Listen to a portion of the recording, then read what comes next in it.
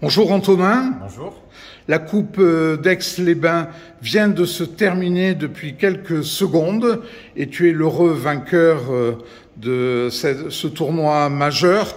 Alors, est-ce que tu peux nous indiquer tout d'abord combien de victoires en Grand Chelem? Alors ce serait, d'après mes décomptes, ma 33e victoire en tournoi du Grand Chelem et la 8e ici à Aix-les-Bains. Parfait, beau palmarès, tu ajoutes une ligne supplémentaire à ton brillant palmarès qu'on connaît tous. Est-ce que tu peux nous indiquer comment as-tu traversé cette ultime manche?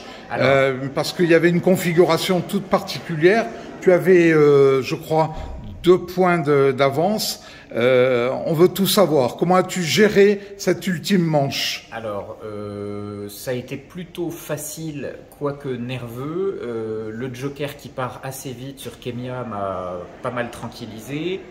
Et puis survient quelques coups après le coup d'Annonier, dont j'étais à peu près sûr en termes d'orthographe, puisqu'il faut mettre d'abord les 2 N, puis ON ensuite.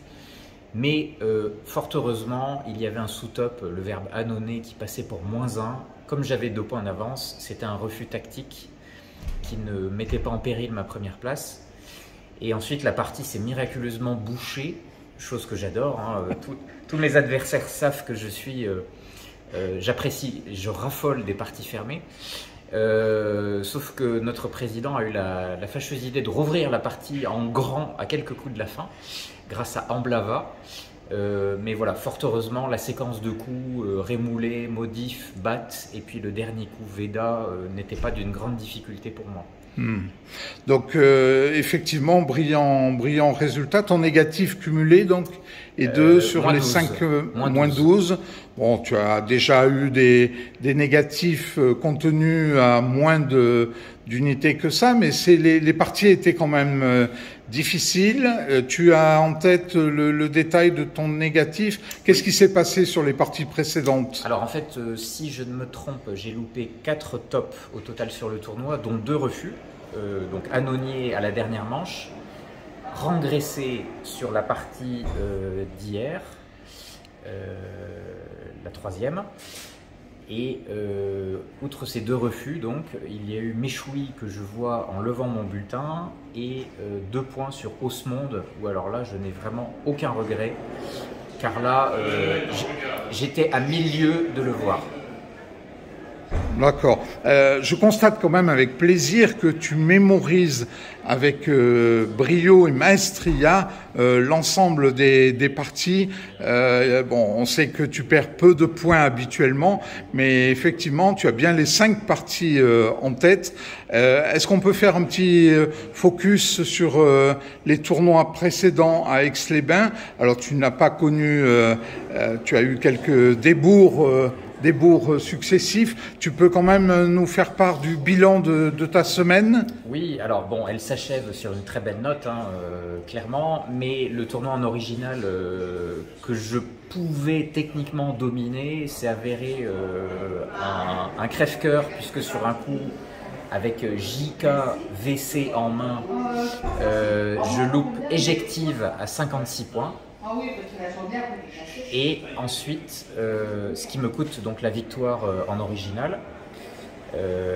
Mais Sanson a parfaitement maîtrisé son sujet comme d'habitude.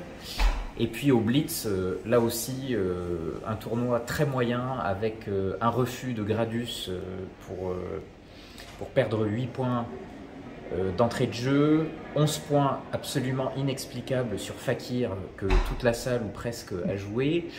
Et un massacre sur un Scrabble loupé à quelques unités, à quelques coups de la fin, le verbe cueillir. Voilà.